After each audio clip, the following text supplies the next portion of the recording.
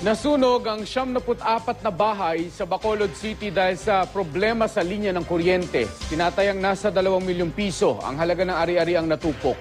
Makibalita tayo kay Erwin Nicavera ng GMA Davao. Nabulabog ng nagngangalit na apoy ang mga residente ng Barangay 39 Bacolod City. Mabilis na nilamon ng sunog ang 74 na bahay tanghaling tapat kahapon.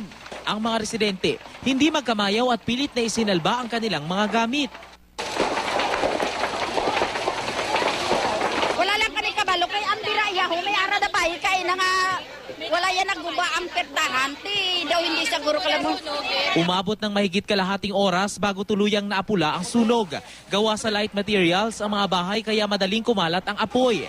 Tinatayang nasa 2 milyong piso ang halaga ng mga ari-ari ang natupok. Sa inisyal na investigasyon ng Bureau of Fire Protection, problema sa linya ng kuryente ang sanhi ng sunog.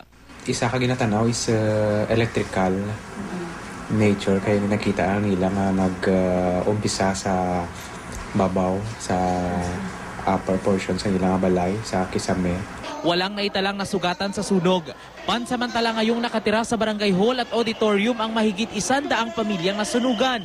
Nagpaabot na ng inisyal na tulong ang lokal na pamahalaan sa mga nasunugan.